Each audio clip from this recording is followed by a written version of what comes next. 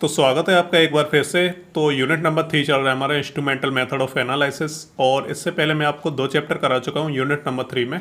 तो इसमें हमने जो सबसे पहला चैप्टर देखा था तो वो था हमारा एडजॉर्प्शन एंड पार्टीशन क्रोमेटोग्राफी का। तो बेसिकली हमने इंट्रोडक्शन देखा था कि एडजॉर्प्शन क्रोमेटोग्राफी क्या होता है और उसका प्रिंसिपल क्या होता है, किस तरीके से काम करता है, और जो पार्टीशन क्रोमेटोग्राफी है तो वो किस तरीके से काम करता है। तो दोनों जो प्रिंसिपल है वो हमने पहले चैप्टर में पढ़े थे। और उसके बाद जो हमारा चैप्टर आया था तो उसमें हमने पढ़ा था थिन लेयर क्रोमेटोग्राफी। तो जो थिन लेयर क्रोमेटोग्राफी था तो उसमें जो प्रिंसिपल यूज हो रहा है वो हमारा एडजॉर्प्शन क्रोमेटोग्राफी का हो रहा था। और यहाँ हम जो चैप्टर नंबर 3 में पेपर क्रोमेटोग्राफी पढ़ने वाले हैं तो इसमें जो प्रिंसिपल यूज होगा वो हमारा पार्टीशन क्रोमेटोग्राफी का होगा। इसलिए क्या है, आप जो इंट्रोडक्शन वाली जो पहला जो चैप्टर है वो वाला आप जरूर देख लेना। इससे क्या है, आपको ये जो 2 चैप्टर हैं ये आपको आसानी से समझ में आ जाएंगे। तो आज हम बेसिकली पढ़ने वाले हैं पेपर क्रोमेटोग्राफी क्या होता है, इसकी पूरी डिटेल हम पढ़ेंगे। और अच्छा चैप्टर है, इंपॉर्टेंट चैप्टर है, तो आप इसे ध्यान से समझ लेना। तो चलिए सबसे पहले हम इसे डायग्राम की हेल्प से समझते हैं ताकि जो थियोरेटिकल पोर्शन है वो आपके इजीली समझ में आ जाए। तो पेपर क्रोमेटोग्राफी होता क्या है बेसिकली, तो जितनी भी तरह की आपने क्रोमेटोग्राफी पढ़ी है तो उनका जो नाम है वही उनका टेक्निक रहता है। जैसे मैं आपको बताऊं थिन लेयर क्रोमेटोग्राफी, तो उसमें हमने क्या है ग्लास की एक थिन शीट यूज की थी, तो वो हमारी होगी थिन लेयर क्रोमेटोग्राफी। उसके अलावा हम पेपर क्रोमेटोग्राफी पढ़ने वाले हैं तो ये हमारा हो गया तो इसमें हम यूज कर रहे हैं पेपर को, ठीक है। तो हमारा हो गया पेपर क्रोमेटोग्राफी। इसके अलावा हमारे जितने भी जो टेक्निक्स रहती हैं अलग अलग तरह की, तो उन सभी में क्या है उनका जो नाम है वही हमारी टेक्निक रहती है। तो यहाँ पे हम पेपर क्रोमेटोग्राफी पढ़ रहे हैं तो बेसिकली हम इसमें पेपर का यूज करने वाले हैं। और पेपर का यूज हम कैसे करेंगे, किस तरीके से क्या करना है, तो उसे हम डायग्राम की हेल्प से समझते हैं। तो बेसिकली हम क्या करते हैं, एक पेपर लेते हैं और उसे हम क्या करते हैं एक बीकर के अंदर इस तरीके से हम प्लेस कर देते हैं। ये हमारा हो गया एक बीकर। और हमने क्या किया कि इसके ऊपर एक लेड लगा दी हमने इस तरीके से, ऊपर से इसे बंद कर दिया। और उसमें हमने क्या है यहाँ पे एक हुक टाइप का लगा दिया। और उसमें हम क्या करेंगे, एक पेपर को जो है इस तरीके से उसके अंदर हम उसे लटका देंगे। और यहाँ पे जो हमारा है हम यहाँ पे अपना सैंपल जो है यहाँ पे प्लेस कर देंगे। और फिर जो नीचे हमारा हम उसमें क्या है जो हमारा मोबाइल पेज रहता है उसे हम अच्छे से फिल कर देंगे। और हम उतना ही फिल करेंगे कि वो हमारा जो सैंपल है उसी को टच कर रहा हो। तो इस तरीके से हम क्या करते हैं पेपर का यूज करते हैं। अब यहाँ पे आपको जो एक क्वेश्चन आ रहा होगा कि यहाँ पे स्टेशनरी फेज कहाँ है, ठीक है। तो पहली बात तो मैं आपको ये बता दूं कि जो हमारा पेपर क्रोमेटोग्राफी रहता है ये हमारा पार्टीशन क्रोमेटोग्राफी के प्रिंसिपल पे काम करता है। तो अगर आपने पार्टीशन क्रोमेटोग्राफी वाली वीडियो नहीं देखी है जिसमें मैंने आपको बताया था, इंट्रोडक्शन दिया था, तो अगर आपने वो वाली वीडियो नहीं देखी तो उसे जाके देख लेना। इससे क्या है आपका कॉन्सेप्ट जो और अच्छे से क्लियर हो जाएगा। और वैसे यहाँ पे तो मैं आपका करवाने ही वाला हूँ। तो जो हमारी पार्टीशन क्रोमेटोग्राफी रहती है तो इसमें एक प्रिंसिपल रहता है। तो इसमें क्या है जो हमारा मोबाइल फेज रहता है वो तो हमारा लिक्विड रहता ही है, लेकिन जो हमारा स्टेशनरी फेज रहता है वो भी हमारा लिक्विड रहता है। तो यहाँ पे जो हमारा स्टेशनरी फेज है यहाँ पे आपको लिक्विड तो नहीं दिख रहा है, लेकिन हम यहाँ पे क्या कर रहे हैं एक पेपर का यूज कर रहे हैं। तो ये कोई नॉर्मल पेपर नहीं होता है, इसे हम बोलते हैं वॉट्समैन पेपर, ठीक है, या वॉट्समैन फिल्टर पेपर भी बोलते हैं। तो वॉट्समैन फिल्टर पेपर की क्या क्वालिटी रहती है कि ये हमारा सॉलिड स्टेट में पेपर है, ऑब्वियसली तो आपको सॉलिड स्टेट में ही दिखेगा। लेकिन क्या इसकी एक क्वालिटी होती है कि इसके जो फाइबर्स होते हैं इस पेपर के, तो वो क्या है हमारे किस चीज़ के बने होते हैं, ये सेलुलोज के बने होते हैं, ठीक है। तो इसके जो फाइबर्स होते हैं इस पेपर के वो हमारे सेलुलोज के बने रहते हैं। और जो सेलुलोज होता है तो उसकी एक क्वालिटी होती है, उसकी एक प्रॉपर्टी होती है कि उसके अंदर क्या है बहुत ज़्यादा नमी होती है, ठीक है। तो जो हमारे सेलुलोज के जो फाइबर्स हैं उनके बीच में क्या है काफ़ी सारी नमी होगी, ठीक है। और नमी होने का मतलब है कि वहाँ पे वाटर होगा, ठीक है। नमी है ऑब्वियसली तो वहाँ पे वाटर ही होगा जिसकी वजह से नमी है। तो जो सेलुलोज के फाइबर हैं वो अपने अंदर क्या है वाटर को होल्ड करते हैं। तो ये हमारा पेपर है, देखने में तो नॉर्मली लगेगा, लेकिन इसके अंदर क्या है नमी होती है, इसके अंदर वाटर प्रेजेंट होता है जो क्या है सेलुलोज के जो फाइबर्स होते हैं उनके बीच में ट्रैप रहता है, ठीक है। तो इस वजह से क्या है यहाँ पे जो हमारा स्टेशनरी फेज है वो हमारा पेपर ही है ना। और पेपर जो है हमारा किस फॉर्म में, देखने में तो सॉलिड लग रहा है लेकिन क्या है वो हमारा लिक्विड स्टेट में, तो वो अपने अंदर क्या है वाटर को होल्ड किए हुए है, ठीक है। तो यहाँ पे हमारा जो स्टेशनरी फेज है वो हमारा ये पेपर हो गया। और ये हमारा लिक्विड फेज है क्योंकि इसके जो फाइबर्स हैं उनके अंदर वाटर जो है ट्रैप है ना। तो हमारा जो स्टेशनरी फेज है वो हमारा ये पेपर हो गया। जो मोबाइल फेज है वो हमारा लिक्विड हो गया। हम क्या करेंगे इस पेपर के ऊपर सैंपल को प्लेस कर देंगे और फिर जो हमारा जो मोबाइल फेज है वो नीचे से ऊपर की तरफ जाएगा, ठीक है। और जो सैंपल है वो हमारा सेपरेट होना शुरू हो जाएगा। यहाँ पे आपको एक और चीज़ याद रखनी है कि जो सेपरेट होगा वो होगा कैसे, कि मैंने आपको जो पार्टीशन क्रोमेटोग्राफी वाली वीडियो बताई थी तो मैंने आपको बताया कि दोनों चीज़ें क्या है लिक्विड फेज में होती हैं। आपका स्टेशनरी फेज भी लिक्विड फेज में होगा और आपका जो मोबाइल फेज है वो भी लिक्विड फेज में होगा। तो इसमें सेपरेशन होता कैसे है, तो इसमें आपको एक चीज़ याद रखनी है कि हमारा जो स्टेशनरी फेज है वो हमारा नॉन पोलर रहता है, ठीक है। जो हमारा स्टेशनरी फेज है वो हमारा नॉन पोलर होगा और जो हमारा मोबाइल फेज है वो हमारा पोलर होगा, ठीक है। तो ये चीज़ आपको ध्यान रखनी है। तो मान लीजिए कि जो हमारा मोबाइल फेज है वो हमारा पोलर है, स्टेशनरी फेज है वो हमारा नॉन पोलर है। तो जैसे ये जो पार्टिकल्स हैं जो हमारे सैंपल के अंदर जो कंपोनेंट्स हैं, जैसे ये मोबाइल फेज के साथ ऊपर जाने लगेंगे तो इनके बीच में क्या होगा कि मान लीजिए इसके अंदर एक्स वाई दो तरह के कंपोनेंट हैं। तो इसमें जो एक जो कंपोनेंट होंगे, अब जैसा कि मैंने आपको बताया है पिछली वाली वीडियोज में भी कि जितने भी तरह के कंपोनेंट प्रेजेंट होते हैं एक सैंपल के अंदर, तो उनकी क्या अलग अलग क्वालिटी होती है, वो एक जैसे नहीं हो सकते। उनकी जो एफिनिटी है वो भी क्या अलग अलग तरीके की होती है, ठीक है। तो उनके अंदर जो क्वालिटी होगी वो पोलर है या नॉन पोलर है, तो वो भी क्या डिफरेंट डिफरेंट होगी। यानी एक तरह के कंपोनेंट पोलर होंगे, एक तरह के नॉन पोलर होंगे, ठीक है। तो मान लीजिए इसमें दो तरह के कंपोनेंट हैं, तो एक होंगे वो हमारे नॉन पोलर होंगे, ठीक है, एक होंगे हमारे वो पोलर होंगे। तो इसमें क्या होगा कि जैसे ये मोबाइल फेज के साथ जैसे ही ऊपर जाने लगेंगे तो जो हमारे पोलर वाले जो कंपोनेंट है वो तो क्या करेंगे, हमारे जो मोबाइल फेज है वो भी हमारा पोलर है, तो पोलर वाले जो कंपोनेंट होंगे वो मोबाइल फेज के साथ क्या है अच्छे तरीके से उसके साथ मिक्स हो जाएंगे और वो क्या है ऊपर तक जाने लगेंगे। और जो हमारे दूसरे तरह के कंपोनेंट है वो हमारे नॉन पोलर होंगे, तो वो क्या है हमारा स्टेशनरी फेज क्या है नॉन पोलर है, तो उसके साथ क्या है वो क्या है वहीं की वहीं ट्रैप रह जाएंगे, ठीक है। यानी वो क्या है स्टेशनरी फेज है तो वो उसके साथ वहीं पे ट्रैप हो जाएंगे, उसके साथ क्या है वो चिपक जाएंगे, ठीक है। तो वो क्या है ऊपर नहीं जा पाएंगे।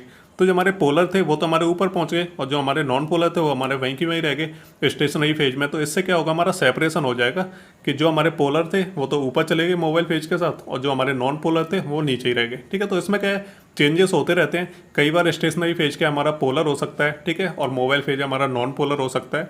तो इसी तरीके से क्या है हमारा इसमें सेपरेशन होता है। तो जो बोथ हमारे फेज रहते हैं वो हमारे लिक्विड रहते हैं और सेपरेशन आपका इसी टेक्निक से होता है। तो अगर आपने वो वाली वीडियो नहीं देखी तो उसे आप जाके देख लेना, उससे आपको एक आइडिया लग जाएगा कि क्या होता है हमारा पार्टीशन क्रोमेटोग्राफी। और जो एडजप्शन वाला था वो तो मैंने आपको बताया ही था, क्योंकि उसमें क्या हम सॉलिड जो सिलिका रहता है उसका हम यूज करते हैं, उसकी क्या हम परत बना देते हैं या फिर क्या हम उसे कॉलम के अंदर भर लेते हैं। तो इस तरीके से हम क्या है सेपरेशन करते हैं। और यहाँ पे क्या है दोनों चीज़ें लिक्विड होती हैं और जो हमारा पार्टीशन क्रोमेटोग्राफी रहता है तो उसमें क्या है दोनों चीज़ें हमारी लिक्विड होती हैं, स्टेशनरी फेज भी मोबाइल फेज भी। तो इसमें क्या रहता है कि जो कंपोनेंट्स होते हैं तो वो पोलर है या नॉन पोलर है, उसके हिसाब से क्या है जो हमारा मोबाइल फेज है तो वो भी अगर पोलर है या नॉन पोलर है, या फिर हमारा जो स्टेशनरी फेज है वो हमारा पोलर है या नॉन पोलर है, तो उसके हिसाब से ही हमारा क्या सेपरेशन होता है। यानी एक कंपोनेंट क्या अगर पोलर है तो वो पोलर के साथ ही क्या है जाएगा ऊपर, अगर मोबाइल फेज हमारा नॉन पोलर हुआ तो क्या है वो हमारा स्टेशनरी फेज के साथ बाइंड हो जाएगा, उसके साथ चिपक जाएगा, और जो नॉन पोलर कंपोनेंट होंगे वो क्या है हमारे ऊपर चले जाएंगे मोबाइल फेज के साथ। तो इस तरीके से हमारा सेपरेशन होता है। एक बेसिक सा आइडिया मैंने आपको दे दिया, अब हम जो थ्योरी के हिसाब से इसे देखते हैं।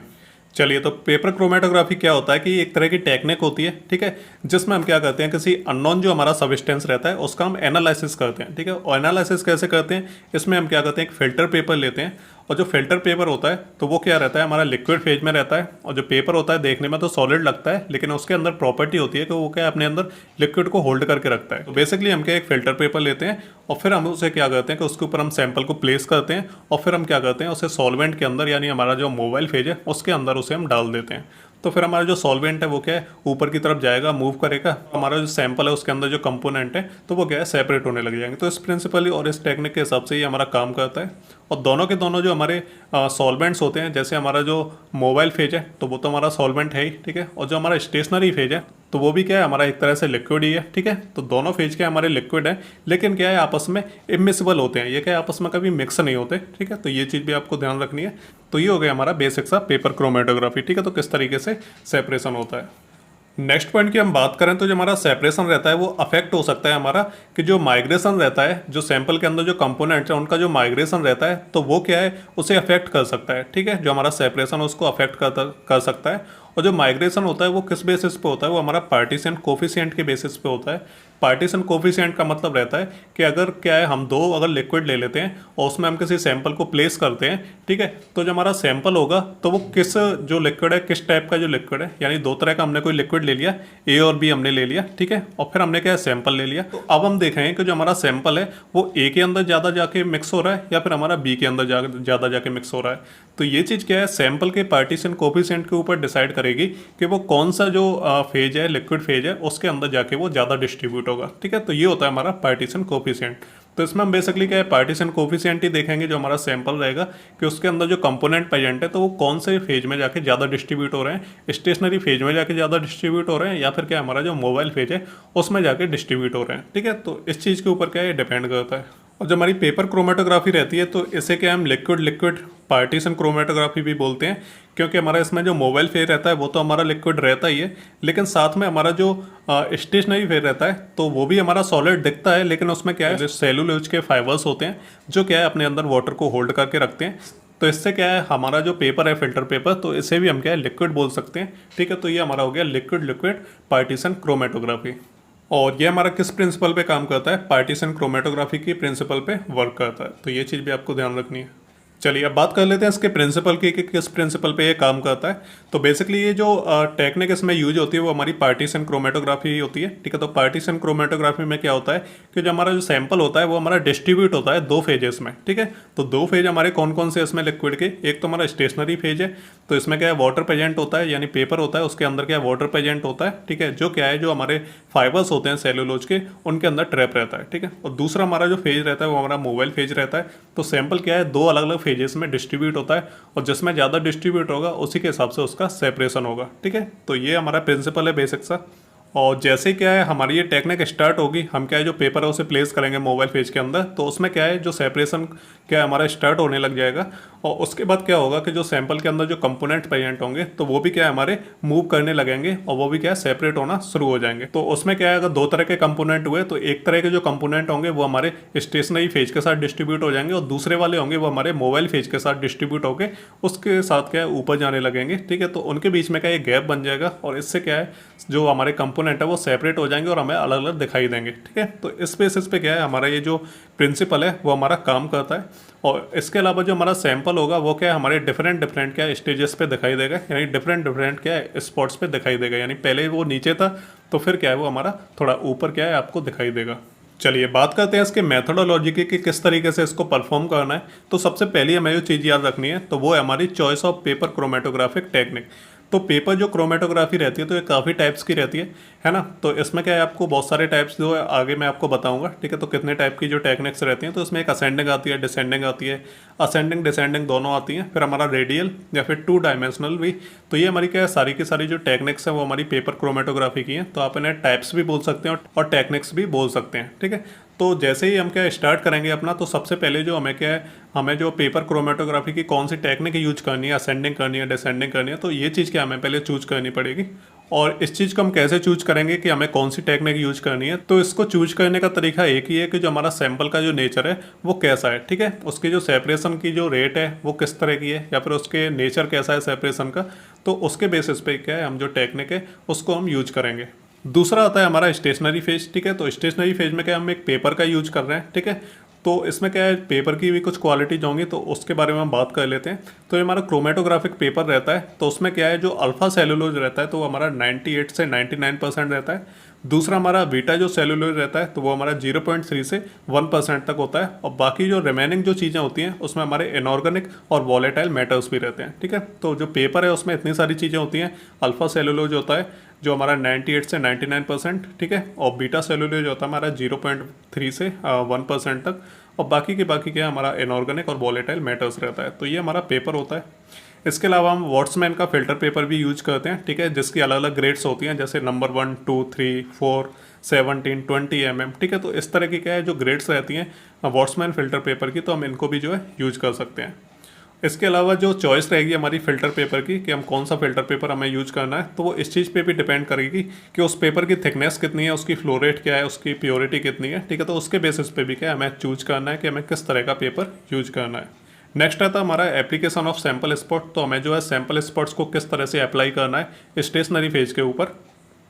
तो सबसे पहले हम क्या करेंगे जो सैंपल है उसको हम डिजोल्व कर लेंगे मोबाइल फेज के अंदर, यानी अलग अलग तरीके रहते हैं उसे करने के, अप्लाई करने के। तो या तो हम क्या सैंपल है उसको डिजोल्व कर लें मोबाइल फेज के अंदर, और जो हमारा जो डिजोल्व होने के बाद जो हमारा सॉल्यूशन बन जाएगा तो उसे क्या है जो हमारा पेपर है उसके ऊपर हम जो है अप्लाई कर देंगे with the help of capillary और माइक्रो सिरिंज आती हैं। तो उनमें हम क्या करेंगे उस सॉल्यूशन को भरेंगे और जो पेपर है हमारा उसके ऊपर हम अप्लाई कर देंगे। ठीक है, इस तरीके से भी कर सकते हैं। इसके अलावा जो सैंपल को हम अप्लाई कर रहे हैं उसके ऊपर, तो हमें छोटे छोटे स्पॉट्स में क्या है उसे अप्लाई करना है। ऐसा नहीं है कि हम ज़्यादा उसके ऊपर डाल दें, तो इससे क्या है ओवरलोडिंग हो जाएगी, और ज़्यादा ओवरलोड सैंपल होने की वजह से क्या होगा कि वो क्या फैलने लगेगा। ठीक है, या फिर सेलेक्ट हो जाएगा, है ना। तो इसमें क्या है काफ़ी सारी प्रॉब्लम आएंगी और एनालिसिस सही तरीके से नहीं हो पाएगा। तो हमें क्या सैंपल का ओवरलोड नहीं करना है, हमें क्या है उतना ही जो है उस पर यूज करना है जितना हमें ज़रूरत है। मोबाइल फेज की हम बात करें तो प्योर सॉल्वेंट्स का यूज किया जाता है, बफर सॉल्यूशंस का भी यूज करते हैं और काफ़ी सारे जो सॉल्वेंट के मिक्सचर्स होते हैं उनका भी हम यूज कर सकते हैं। ठीक है, तो जैसे एक हमारे रहते हैं हाइड्रोफ्लिक मोबाइल फेज, ठीक है, जो क्या है हाइड्रोफ्लिक रहते हैं। तो इसमें क्या है, हम आइसोप्रोपेनॉल, अमोनिया और वाटर, इन सभी का हम रेशियो आपस में मिला के 9:1:2, ठीक है, तो इस रेशियो में हम क्या है इन तीनों चीज़ों को मिला के हम एक सॉल्वेंट बना सकते हैं। दूसरा हमारा n butanol, glacial acetic acid और वाटर को हम इस रेशियो में मिला के यूज कर सकते हैं। मिथेनॉल, वाटर, ठीक है, तो इन दोनों को क्या हम अलग अलग रेशियो में यूज कर सकते हैं। और फिर आता है हमारा टी ब्यूटेनॉल और उसके अलावा वाटर, फॉर्मिक एसिड, तो इन तीनों को हम क्या है इस रेशियो में यूज कर सकते हैं। दूसरे हमारे हाइड्रोफोबिक मोबाइल फेज आते हैं, ठीक है, तो इसमें हम डाई मिथाइल ईथर का यूज कर सकते हैं, साइक्लोहेक्सेन का कर सकते हैं और केरोसिन और आइसोप्रोपेनॉल को हम रेशियो में यूज कर सकते हैं। तो ये हमारे हो गए मोबाइल फेज। नेक्स्ट आता है हमारा पेपर डेवलपमेंट टेक्निक। तो आपने मोबाइल फेज चूज कर लिया, स्टेशनरी फेज चूज कर लिया, ठीक है, तो अब हमें क्या है पेपर डेवलपमेंट टेक्निक्स यानी कौन सी हमें टेक्निक को यूज करना है। तो बेसिकली यहाँ पे आप टाइप भी देख सकते हैं कि कितने टाइप की हमारी पेपर क्रोमेटोग्राफी होती है और दूसरा हम यहाँ पे देखने वाले हैं कि कितने तरह की टेक्निक्स को यूज कर सकते हैं। ठीक है, तो हमें पेपर को किस तरीके से डेवलप करना है तो उसकी अलग अलग टेक्निक रहती हैं। पहली आती है हमारी असेंडिंग पेपर डेवलपमेंट। तो इसमें क्या रहता है कि हम एक इस तरह का एक बीकर लेते हैं, उसमें हम क्या करते हैं पेपर को इस तरीके से लटका देते हैं और यहाँ पे क्या है हमारा एक होल्डर लगा रहता है जिस पे पेपर लटका रहता है। हम क्या करते हैं यहाँ सैंपल को प्लेस करते हैं, नीचे मोबाइल फेज को हम फिल कर देते हैं, तो हमारा जो मोबाइल फेज है वो नीचे से ऊपर की तरफ जाएगा, तो जो हमारा सैंपल है वो भी क्या है सेपरेट होकर हमारा ऊपर की तरफ जाने लगेगा। ठीक है, तो इसमें हम क्या कर रहे हैं कि जो हमारा सॉल्वेंट का जो फ्लो है तो वो अगेंस्ट ग्रेविटी है, यानी एंटी ग्रेविटी वो काम कर रहा है, यानी ऊपर की तरफ वो फ्लो कर रहा है। ठीक है, बाय द कैपिलरी एक्शन। ठीक है, तो वो क्या है नीचे बॉटम से टॉप की तरफ जा रहा है, तो ये हो गया हमारा असेंडिंग पेपर डेवलपमेंट, बिल्कुल सिंपल सा है। नेक्स्ट आता है हमारा डिसेंडिंग पेपर डेवलपमेंट। तो इसमें क्या होता है, तो ये हमारा बिल्कुल अपोजिट होता है असेंडिंग पेपर डेवलपमेंट के। तो इसमें क्या है एक हम बीकर लेते हैं और हम इस तरीके से क्या है पेपर को प्लेस कर देते हैं और ऊपर हमारा क्या है यहाँ पे मोबाइल फेज होता है। तो मोबाइल फेज क्या है ऊपर से नीचे की तरफ जाएगा, ठीक है, और जो सैंपल है हमारा वो नीचे की तरफ सेपरेट होता हुआ दिखाई देगा, तो वो टॉप से बॉटम की तरफ जाता है। तो ये हमारा डिसेंडिंग पेपर डेवलपमेंट हो गया। नेक्स्ट आता है हमारा असेंडिंग डिसेंडिंग पेपर डेवलपमेंट। तो इसमें दोनों टेक्निक्स यूज होती हैं। तो असेंडिंग आपने अलग पढ़ लिया कि नीचे से ऊपर की तरफ जाता है, डिसेंडिंग आपने देखा कि ऊपर से नीचे की तरफ आता है। ठीक है, तो यहाँ पे हम दोनों को देखने वाले हैं। तो ये कॉम्बिनेशन हमारा असेंडिंग और डिसेंडिंग टेक्निक्स का। इसके अलावा इसका एक बेनिफिट ये है असेंडिंग डिसेंडिंग का, उसे मैं आपको अभी बताता हूँ। ठीक है, इसमें क्या हमें काफ़ी लंबे पेपर की ज़रूरत पड़ती है। ठीक है, हम छोटा पेपर इसमें यूज नहीं करते, तो इसमें हमें एक बड़ा पेपर चाहिए। नेक्स्ट हम बात करते हैं इसके टेक्निक की किस तरह से आपको जो ऐसे यूज करना है। तो आपको बिल्कुल सिंपल ही कुछ नहीं करना है, आपको किस तरह की रॉड लेनी है और जो पेपर है हमारा उसे उसके ऊपर फोल्ड करने हैं। तो बिल्कुल सिंपल सा मेथड है, कुछ भी नहीं है इसमें। तो यहाँ मैं आपको थोड़ा सा एक्सपेरिमेंटल समझा देता हूँ, अभी डायग्राम से शायद आपको समझ में नहीं आ रहा हो। तो बेसिकली यहाँ पे आपको इस तरह का एक पेपर लेना है, ठीक है, और पेपर थोड़ा लेंथी होना चाहिए ताकि जो है दोनों जो प्रोसेस हैं वो एक साथ यूज हो पाए। और बीच में हमें क्या करना है, इसे थोड़ा सा फोल्ड करना है हमें 45 डिग्री पे, और यहाँ पे हमें एक बीच में रॉड लगा देनी है। तो ये बन गया हमारा असेंडिंग डिसेंडिंग पेपर डेवलपमेंट। ठीक है, इसमें क्या होगा हमारा कि सैंपल को हम एक जगह पे यहाँ पे प्लेस करेंगे, इस साइड में प्लेस करेंगे, और फिर क्या है हमारा जो सैंपल है पहले ऊपर की तरफ जाएगा यहाँ से, और फिर क्या है हमारा घूम के नीचे की तरफ चला जाएगा। ठीक है, तो इसमें क्या है हमें दोनों जो टेक्निक है वो हमें दिखाई दे रही है। एक तो क्या है सैंपल हमारा असेंडिंग ऑर्डर में गया, फिर हमारा डिसेंडिंग ऑर्डर में गया। तो इस तरीके से यहाँ पे जो टेक्निक है वो हमारी यूज हो रही है। इसका बेनिफिट सिर्फ एक ही है कि यहाँ पे क्या है जो लेंथ है हमारी सेपरेशन की वो काफ़ी ज़्यादा इंक्रीज होगी। अगर हम एक ही पेपर यूज करते जो छोटा था हमारा और एक ही टेक्निक अगर हम यूज करते असेंडिंग ऑर्डर वाली, तो उसमें क्या है जो सैंपल है हमारा तो उसे काफ़ी कम लेंथ मिलती है सेपरेशन के लिए। लेकिन यहाँ पे क्या है हमें काफ़ी ज़्यादा लेंथ मिल रही है, यानी सेपरेशन के लिए हमारा जो सैंपल है वो यहाँ से यहाँ तक गया और यहाँ के बाद क्या है फिर वो नीचे की तरफ जाने लगा। मतलब इससे क्या हमारी जो लेंथ है वो इंक्रीज हो रही है सेपरेशन की। तो ये होता है हमारा असेंडिंग डिसेंडिंग पेपर डेवलपमेंट। और बेसिकली यहाँ पे क्या है हमारा एक साइड में यहाँ पे मोबाइल फेज में ये डिप रहता है हमारा जो पेपर है, और यहाँ पे हमारा सैंपल होता है। सैंपल पहले ऊपर की तरफ जाता है असेंडिंग ऑर्डर में और फिर घूम के हमारा नीचे डिसेंडिंग ऑर्डर की तरफ जाने लगता है। ठीक है, तो ये हमारा फ्लो रेट होता है और किस तरीके से ये फ्लो हो रहा है, किस डायरेक्शन में फ्लो हो रहा है। तो ये चीज़ आपको ध्यान रखनी है। बिल्कुल सिंपल मेथड है जो आपको बहुत ही आसान तरीके से समझ में आ गए होंगे। नेक्स्ट आता है इसी में हमारा सर्कुलर, रेडियल और हॉरिजॉन्टल पेपर डेवलपमेंट। तो इसमें क्या हम एक सर्कुलर पेपर का यूज करते हैं। हम क्या एक पेट्री डिश लेते हैं, ठीक है, इसमें हम बीकर का यूज नहीं करते, पेट्री डिश का यूज करते हैं। तो पैटी डिस्क को हम इस तरीके से रखते हैं। इसके अंदर क्या हम एक सर्कुलर जो पेपर है वो इस तरीके से हम इसके अंदर प्लेस कर देते हैं और उसके जो मिडल है उसके बीच में क्या है हम सैंपल को प्लेस करते हैं और उसमें क्या है हम एक विक लगा देते हैं इस तरीके की। ठीक है, तो जो हमारी जो विक होती है वो हमारी मोबाइल फेज में डूबी रहती है और सैंपल हमारा यहाँ पे रहता है, उसके ऊपर रहता है। ठीक है, तो जो विक होती है वो हमारी क्या होती है कि वो एक तरह का धागा सा होता है। जैसे आपने कैंडल देखी होगी तो कैंडल में जो धागा होता है तो उसे हम विक बोल सकते हैं। तो उसी तरह का सेम हमारा यहाँ पे बीच में क्या है पेपर के सैंपल होता है और उसके नीचे क्या हमारी एक विक लटकी हुई होती है जो क्या हमारी मोबाइल फेस से टच हो रही होती है। तो हम क्या है पेपर को इस तरीके से इसके अंदर प्लेस करते हैं हॉरिजॉन्टली। उसके अलावा हम इसमें यहाँ पे मोबाइल फेज को भर देते हैं और जो विक है हमारी वो क्या है मोबाइल फेज को ऊपर की तरफ जो रन कराएगी और जो सैंपल है हमारा वो सेपरेट होना शुरू हो जाएगा। तो यहाँ पे हम एक और डायग्राम देख सकते हैं कि जब हम इस पेपर को बाहर निकालेंगे तो जब हमारा सैंपल स्पॉट पहले बीच में था और विक क्या है हमारी यहाँ पे ये लटकी हुई है, तो जैसे ही ये विक ने क्या मोबाइल फेज को ऊपर लिया, ऊपर की तरफ मूव कराया, तो जो हमारा सैंपल का जो सेपरेशन है वो शुरू हो गया और जो सैंपल के जो स्पॉट्स हैं या जो कंपोनेंट्स हैं वो हमारे क्या है यहाँ पे जो है विजुअल होने लगे। ठीक है, तो ये आपको बिल्कुल सिंपल सा, इसमें क्या हमें पैटी डिस्क का यूज करना है और जो सर्कुलर पेपर है हमें उसका यूज करना है। ठीक है, तो इतना आपको ध्यान रखना है। नेक्स्ट आता है हमारा 2 डायमेंशनल पेपर डेवलपमेंट। तो इसमें हम क्या करते हैं एक पेपर लेते हैं और उसको हम 2 बार अलग अलग जो है सॉल्यूशंस में उसे डिप करते हैं। ठीक है, तो उसे हम समझते हैं। सबसे पहले क्या हम एक बीकर ले लेते हैं और बीकर में हम क्या है एक पेपर को इस तरीके से प्लेस कर लेते हैं और बीच में हम क्या है यहाँ पे सैंपल को रख लेते हैं। तो जैसे हम मोबाइल फेज को इसके अंदर फिल करते हैं तो जो मोबाइल फेज के हमारा ऊपर की तरफ मूव करेगा और जो सैंपल है वो हमारा सेपरेट होना शुरू हो जाएगा। और जैसे हम इस पेपर को बाहर निकालेंगे तो ये कुछ इस तरीके का दिखाई देगा कि सैंपल हमारा पहले यहाँ पे था, तो सैंपल है हमारा वो ऊपर की डायरेक्शन में क्या सेपरेट होना शुरू हो गया। हम इसे क्या करेंगे फिर से इस पेपर को लेंगे और फिर से हम क्या ऐसे एक बीकर के अंदर प्लेस कर देंगे और जहाँ तक हमारा सेपरेशन हो गया था तो हम वहाँ तक क्या है मोबाइल फेज को भर देंगे। तो फिर से क्या है हमारा जो सेपरेशन की प्रोसेस है वो शुरू हो जाएगी और ये जो सेपरेशन है वो और भी ज़्यादा अलग अलग आपको दिखाई देने लगेगा। तो इस तरीके से हम क्या करते हैं कि जो 2 डायमेंशनल पेपर डेवलपमेंट रहता है इसमें हम एक ही पेपर को क्या है हम 2 बार जो है डिप करते हैं अलग अलग बीकर्स में। ठीक है, तो इससे क्या हमारा जो सेपरेशन है वो होने लगता है। तो बस सिंपली आपको ये याद रखना है। नेक्स्ट हम बात करते हैं विजुअलाइजेशंस की। ठीक है, तो आपने पेपर डेवलपमेंट टेक्निक्स देख ली, तो आप उन्हें टाइप भी बोल सकते हैं। अब हम देखने वाले हैं विजुअलाइजेशन। तो हमें क्या है विजुअल कैसे करना है, हमें पता कैसे चलेगा, किस तरीके से हम जो फाइंड आउट कर सकते हैं कि हमारा जो सैंपल है वो सेपरेट हो चुका है, उसके जो कंपोनेंट है वो सेपरेट हो चुके हैं। सबसे पहले हम क्या करेंगे जब डेवलपमेंट हमारा हो जाएगा पेपर का तो हम जो कौन सी टेक्निक यूज करने वाले हैं उसके हिसाब से क्या है जब हमारा डेवलपमेंट हो जाएगा तो हम क्या करेंगे पेपर को रिमूव करेंगे अपने चैम्बर से। ठीक है, और जो मोबाइल फेज है जिसमें वो डिप था उससे उसे बाहर निकालेंगे। उसके अलावा हम उसे थोड़ा सा सुखाएंगे, उसे ड्राई करेंगे। उसके बाद क्या है जो सैंपल के जो स्पॉट्स हैं जो कंपोनेंट्स हैं वो क्या हमें आसानी से जो है विजुअल होने लगेंगे। ठीक है, उसके जो कलर्स हैं वो हमें दिखने लगेंगे। उसके अलावा कलर स्पॉट कैन भी विजुअलाइज इजली। तो उसमें क्या है जितने भी तरह के कंपोनेंट होंगे तो वो क्या अलग अलग कलर्स के होंगे, तो उसके हिसाब से क्या है कलर जो स्पॉट्स हैं वो हमारे बन गए होंगे पेपर के ऊपर, तो हम क्या है आसान तरीके से उन्हें विजुअलाइज कर सकते हैं। लेकिन कई बार क्या होता है कि जो कंपोनेंट होते हैं वो कलरलेस होते हैं हमारे। ठीक है, और जो स्पॉट होते हैं वो हमारे कलरलेस होते हैं, तो वो क्या है हम आंखों से उसे देख के जो पता नहीं लगा सकते कि किस तरीके का कंपोनेंट और सेपरेशन हुआ है या नहीं हुआ है। तो उसके लिए हम क्या है कुछ टेक्निक्स का यूज करते हैं। तो पहली हमारी आती है नॉन स्पेसिफिक मेथड्स। तो नॉन स्पेसिफिक मेथड का आपको नाम से पता चल रहा है कि ये जो मेथड है वो स्पेसिफिक नहीं है, ये बिल्कुल करेक्ट नहीं बोल सकते हम इसे। तो इसमें हम क्या कर सकते हैं कि नंबर ऑफ जो स्पॉट्स होते हैं उनका हम डिटेक्ट कर सकते हैं, लेकिन हम क्या है उनका एग्जैक्ट जो नेचर है, ठीक है, या फिर क्या है किस टाइप का जो कंपाउंड है एग्जैक्टली हम क्या है उसे पता नहीं लगा सकते। इसमें हम जो मेथड यूज करते हैं वो हमारे 2 अलग अलग मेथड होते हैं। एक तो हम आयोडीन चैम्बर मेथड का यूज करते हैं जिसमें हम क्या देखते हैं कि जो हमारे ब्राउन या एम्बर्ड कलर के जो स्पॉट्स होते हैं तो उनको हम ऑब्जर्व कर सकते हैं, उनको हम देख सकते हैं इस मेथड से। तो इसमें हम क्या करेंगे जो हमने ड्राई किया हुआ है जो हमारा पेपर था जो कलरलेस था जिसमें हमें पता नहीं चल रहा है कि किस तरह का है, तो उस पेपर को हम क्या करेंगे कि जो एक टैंक होगा जिसमें क्या है आयोडीन की वेपर्स होंगी तो उसके अंदर हम उसे प्लेस कर देंगे, जिससे क्या है ब्राउन या जो एम्बर कलर के अगर उसके अंदर स्पॉट्स प्रेजेंट होंगे जो हमें दिखाई नहीं दे रहे हैं तो वो हमें क्या दिखाई देने लग जाएंगे। तो जो हमारी आयोडीन वेपर्स होती हैं वो क्या है पेपर के ऊपर क्या है एडेयर होने लगती हैं, उसके ऊपर चिपकने लगती हैं और जो सैंपल के जो स्पॉट्स हैं वो हमारे विजुअलाइज होने लगते हैं।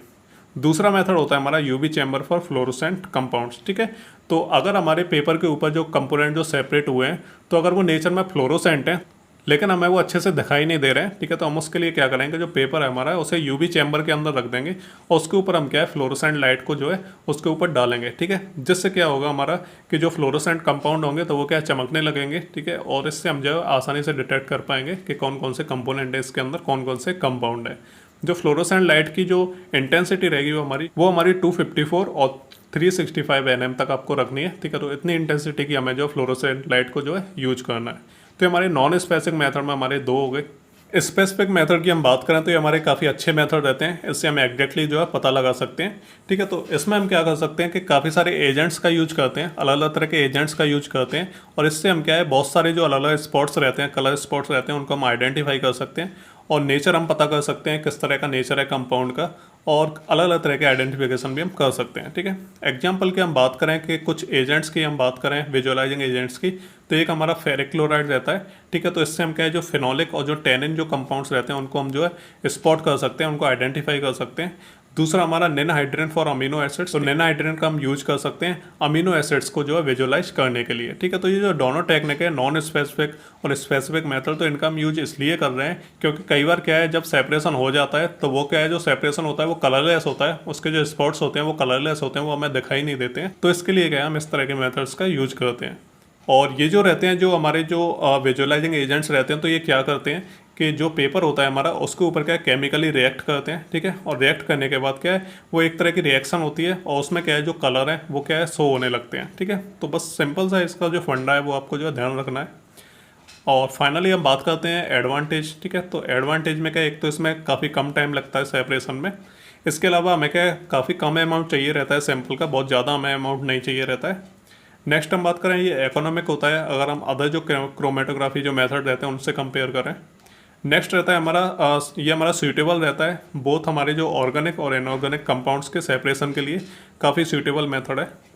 और नेक्स्ट हम बात करें तो हमें काफ़ी ज़्यादा स्पेस की ज़रूरत नहीं पड़ती है, अगर हमें से टेक्निक को जो इंस्टॉलेशन करना है, इसका सेटअप करना है, तो हमें छोटा सा बस थोड़ा सा हमें स्पेस चाहिए रहता है, और वेरी कन्वीनियंट टू यूज रहता है, काफ़ी कन्वीनियंट भी, आसान तरीके से हम इसे इस्तेमाल कर सकते हैं।